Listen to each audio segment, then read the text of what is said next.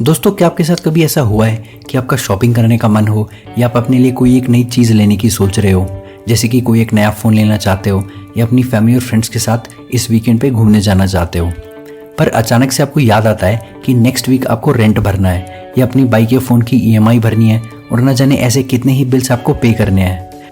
But problem यहाँ पर यह है कि आपके पास बहुत ही लिमिटेड पैसे बचे हैं। अब या तो आप अपनी लाइफ को एंजॉय कर सकते हो या फिर बिल्स पे कर सकते हो। दोस्तों, ऐसी सिचुएशन को हमें अपनी लाइफ में कई बार फेस करना पड़ता है। इसलिए ऑथर डेव रामसे अपनी book the total money makeover में कहते हैं, you must live like no one else right now so that you can live like no one else later. यानी अगर आप फ्यूचर में 1% लोगों की तरह जीना चाहते हो तो आपको वो सभी एक्शंस लेने पड़ेंगे जो बाकी के 99% लोग नहीं ले रहे। ऑथर कहते हैं कि financial freedom is 80% behaviour and 20% knowledge.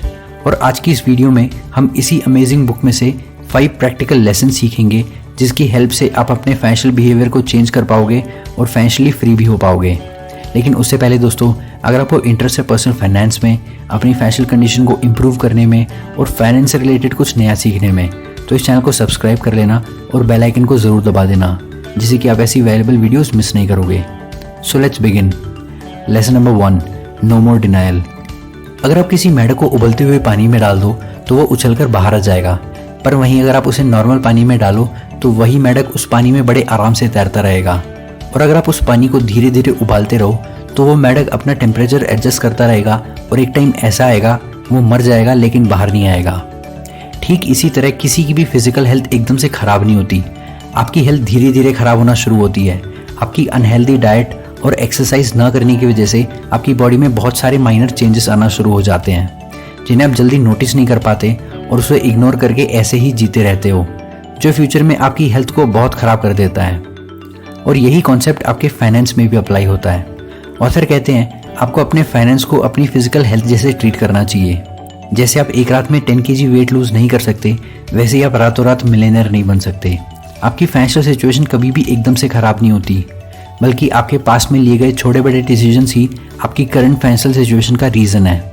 इसलिए मनी मेकओवर करने के लिए आपको सबसे पहले अपनी करंट फाइनेंशियल सिचुएशन की सारी प्रॉब्लम्स को देखना होगा। चेक करो कि आपकी इनकम कितनी है, आपके एक्सपेंसेस कितने हैं, आप कहाँ अपना सबसे ज़्यादा पैसा खर्च करते हो, पर मंथ आप कितना सेव करते हो। फॉर एग्जाम्पल, आपने नोटिस किया कि आप एक अच्छी लाइफस्टाइल जी तो रहे हो, आपके पास घर है, एक महंगा फ़ोन है, एक गाड़ी है, पर आपके क्रेडिट कार्ड की लिमिट क्रॉस हो रही है। आपके लोन्स की EMI आपकी इनकम का एक मेजर पार्ट ले जाती है और तब भी आप चीज़ें खरीदते रहते हो। ये सभी साइन शो करते हैं कि आप एक फाइनेंशियल बबल में हो जो कभी भी फट सकता है। इस बात को रियलाइज़ करने के बाद आप अपनी फाइनेंशियल सिचुएशन को नज़रअंदाज करना बंद करो और थोड़ा सीरियस होकर तुरंत ही एक्शन लो। Lesson number 2, get an emergency fund. Murphy's law कहता है, if anything that can go wrong will definitely go wrong. यानी अगर कुछ खराब हो सकता है और आप उसके लिए प्रिपेयर्ड नहीं हो तो वो ज़रूर खराब हो जाएगा। इमेजिन करिए, आपने डिसाइड तो कर लिया कि आप एक रिस्पॉन्सिबल आदमी बनोगे। आप अपने पैसों को इधर उधर वेस्ट करने की बजाय सही जगह इन्वेस्ट करोगे, पर नेक्स्ट डे कोई इमरजेंसी आने से आपको अपना पैसा खर्च करना पड़ता है, जिससे आपका इन्वेस्टिंग और सेविंग का पूरा प्लान खराब हो जाता है। इसलिए ऑथर कहते हैं कि हमें सबसे पहले एक इमरजेंसी फंड क्रिएट करना होगा, जिसमें हमें टोटल $1000 को सेव करके रखना है, जो कि इंडियन रुपीज़ के हिसाब से 80,000 रुपीज़ बनते हैं।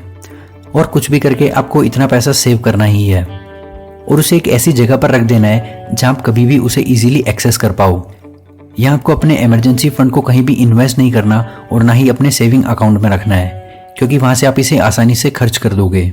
ऑथर के एक स्टूडेंट ने अपने इमरजेंसी फंड को कैश में कन्वर्ट करके एक फ़ोटो फ्रेम के पीछे छुपा दिया था, ताकि कोई इमरजेंसी आए तो वो उस फ्रेम को तोड़कर उन पैसों को यूज़ कर सके, जो कि ईजिली एक्सेसिबल भी था और सेफ भी था। जो आप भी कर सकते हो, ताकि कोई इमरजेंसी आए और आपको पैसों की बहुत ज़रूरत हो तो आपको अपना क्रेडिट कार्ड यूज़ ना करना पड़े और ना ही किसी से उधार लेने की भी ज़रूरत पड़े। ध्यान रखें, आप इस इमरजेंसी फंड को अपने पिज़्ज़ा बिल या अपने बर्थडे सेलिब्रेट करने के लिए यूज़ ना करो। और किसी भी रीज़न की वजह से आपने इस इमरजेंसी फंड को यूज़ कर भी लिया तो आपको इसे जल्द से जल्द भरना होगा। ऑथर कहते हैं कि ये सबसे इम्पॉर्टेंट स्टेप है, क्योंकि घर पर पड़ा कैश आपको कॉन्फिडेंस देता है और ये सच आप भी जानते हो। Lesson number 3, debt snowball. अपनी वेल्थ बिल्ड करने के लिए आपका सबसे पावरफुल वेपन आपकी इनकम होती है और आपका सबसे बड़ा दुश्मन कर्ज होता है, जिसे खत्म करने के लिए ऑथर में डेट स्नोबॉल यूज़ करने को बोलते हैं। जैसे आप एक छोटे से स्नोबॉल को एक बर्फीले पहाड़ से फेंको तो नीचे जाते जाते उसमें बर्फ चिपकती जाएगी और वो एक जाइंट स्नोबॉल में कन्वर्ट हो जाएगा। ठीक इसी तरह जब आप अपने डेट को एक स्नोबॉल की तरह पे करना शुरू कर दोगे तो वो बहुत ही जल्द एक जाइंट स्नोबॉल में कन्वर्ट होके आपके सारे लोन्स क्लियर कर देगा। हम एक ऐसे समय में जी रहे हैं जहां हमें ये सिखाया जाता है कि लोन्स बहुत अच्छे होते हैं, लेकिन एक मिलियनर जानता है कि अमीर दिखने में और सच में अमीर होने में बहुत फ़र्क होता है। ऑथर कहते हैं कि एक फाइनेंशियली फ्री मिलियनर अपनी ज़रूरत के मुताबिक ही कार यूज़ करता है और उसके खर्चे भी बहुत कम होते हैं और साथ ही साथ उसके ऊपर कोई लोन भी नहीं होता। क्योंकि डेव रामसे कहते हैं कि कोई आदमी तभी फाइनेंशियली फ्री हो सकता है जब उसके ऊपर कोई कर्ज ना हो। तो इसके लिए आपको सबसे पहले अपने सारे कर्जों की लिस्ट बनानी है और उस लिस्ट में सबसे कम अमाउंट को सबसे पहले रखते हुए सबसे बड़ी रकम को सबसे लास्ट में रखना है। अब अपनी डेट स्नोबॉल को शुरू करने के लिए आपको सबसे पहले आपकी सबसे कम अमाउंट की लोन से फ्री होना होगा और वहाँ से जो पैसे सेव होंगे उसे आप अपने नेक्स्ट लोन को क्लियर करने के लिए यूज़ करोगे और ऐसे करते करते आप अपने सारे लोन्स को क्लियर कर दोगे।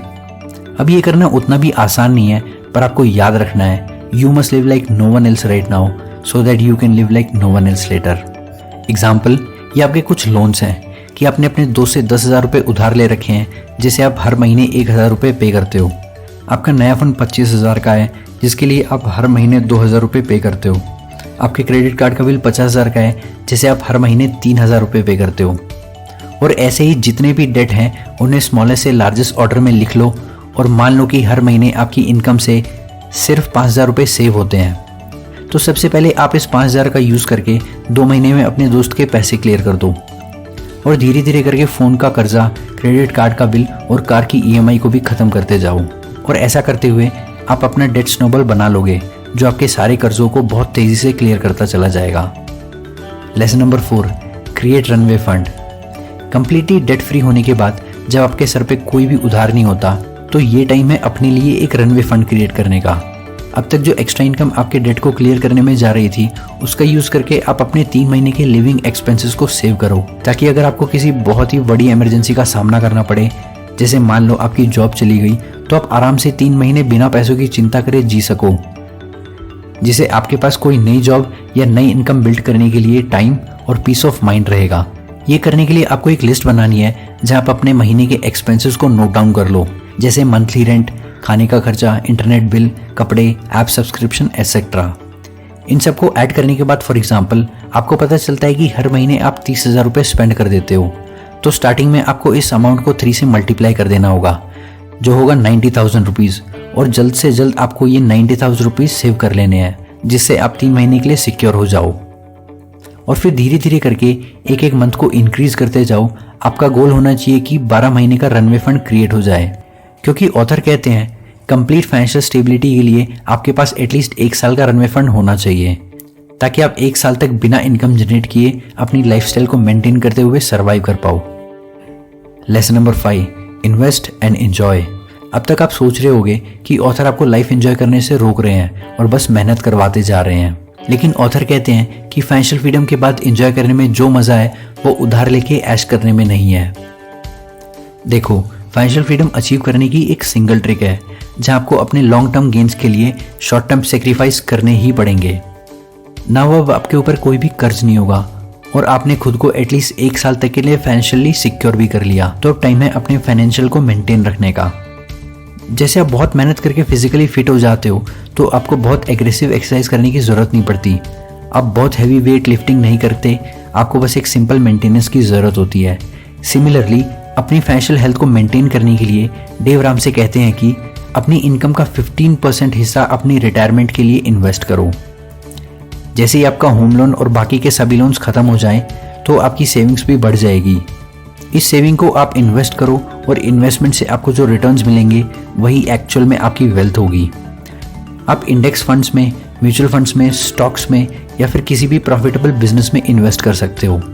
आपका एम होना चाहिए अपनी इन्वेस्टमेंट से एनुअली एटलीस्ट 10% रिटर्न जनरेट करने का, जो बहुत ही ईजिली हो भी सकता है।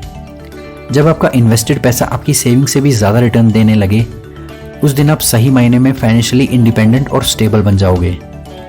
क्योंकि कोई भी इंसान एक दिन में अमीर नहीं बन सकता, बल्कि आपके उठाए छोटे बड़े कदम ही आपको एक वेल्दी लाइफ की तरफ ले जाते हैं। दोस्तों, आज की वीडियो में बस इतना ही। वीडियो पसंद आई हो तो लाइक करो, शेयर करो और कमेंट सेक्शन में हमें अपने थॉट्स बताओ, चैनल को सब्सक्राइब कर लेना। Good bye and take care.